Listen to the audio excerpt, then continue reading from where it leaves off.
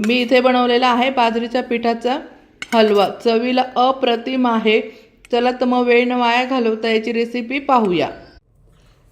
इथे मी बदाम घेतले आहे, चेरी घेतले आहे, टुटी फ्रुटी, काजू घेतले आहे, इथे मी वेलची घेतलेली आहे, त्यानंतर पाइनएपल इन्सेस घेतलेला आहे थोडासा आणि रोज वॉटर इन्सेस घेतलेला आहे।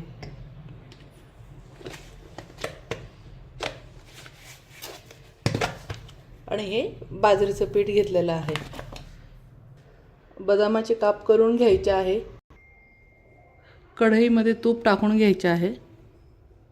तूप भरपूर टाकायचं आहे, बाजरीच्या पिठाला तूप भरपूर लागतं।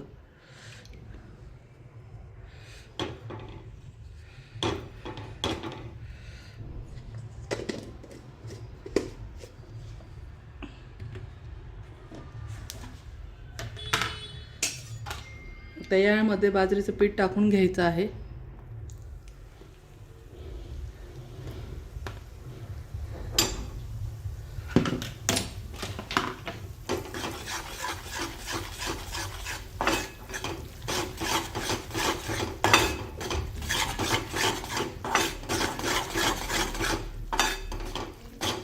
पीठ चांगलं लाल करून घ्यायचं आहे।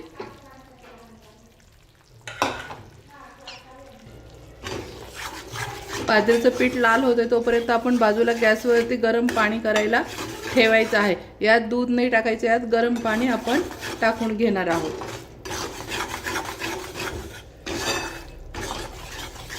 मस्त वास सुटतोय, तरी पण आपण अजून थोडा लाल करून घेणार आहोत, त्याचा कच्चापण पूर्ण निघून जाईल।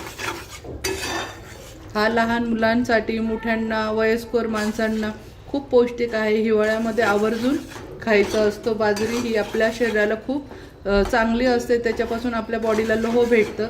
त्याच्यामुळे मुलं खात नसेल भाकर वगैरे तर त्यांना असं शिरा नक्की बनवून द्या, एक नंबर लागतो बाजरीच्या पिठाचा हलवा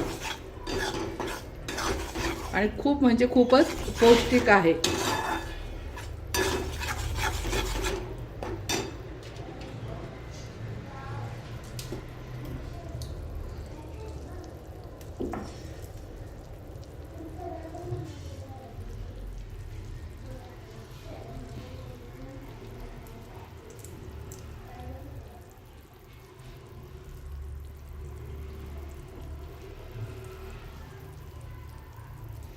त्याच्यामध्ये आपण जे वेलचीचे दाणे सोलून टाकायचे आहे।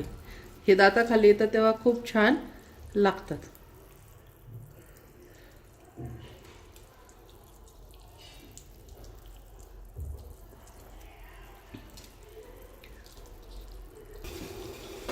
यामध्ये आता बदाम टाकून घ्यायचे आहे आणि काजू पण टाकून घ्यायचे आहे।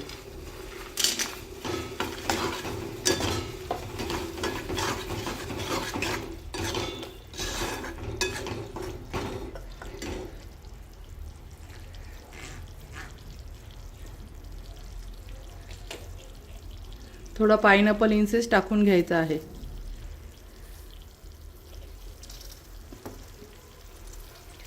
आणि रोज इन्सेस टाकून घ्यायचा आहे। 10 ते 12 थेंब टाकून घ्यायचे आहे। खूप छान फ्लेवर येतो। असं लक्षात पण येत नाही मुलांच्या की आपण बाजरीच्या पिठाचा हलवा केलेला आहे म्हणून।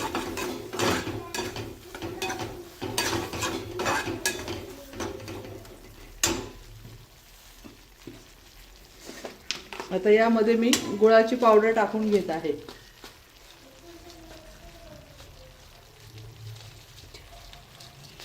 हा गुळामध्येच बनवायचा आहे, साखरेत बनवायचा नाही। गुळामध्ये बनवला तर पौष्टिक राहतो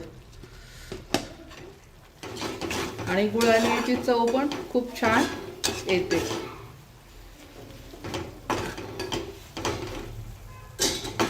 आता यामध्ये लागेल तसं थोडं थोडं गरम पाणी टाकून घ्यायचं आहे।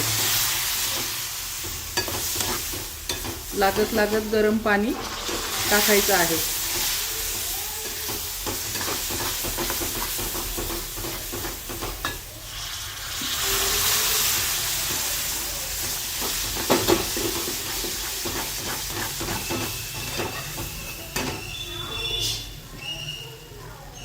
आणि यात थोडंसं 1 चिमूट मीठ टाकून घेत आहे. गोडाला जर आपण 1 चिमूट मीठ टाकलं तर ते खूप छान टेस्ट त्याची वेगळीच लागते. बाजरीचा पिठाचा हलवा असल्यामुळे पाणी फार जपून टाकायचे आहे. एकदम अलगट टाकायचे आहे. आता यामध्ये थोडी चेरी टाकून घ्यायची आहे.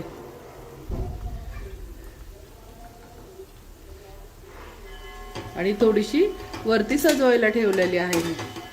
हा झाला आपला बाजरीच्या पिठाचा हलवा. बघू शकता त्याचं टेक्स्चर, कलर किती सुंदर आलेला आहे. हा चवीला अप्रतिम लागतो आणि चवीपेक्षा शरीरासाठी खूप खूप पौष्टिक आहे.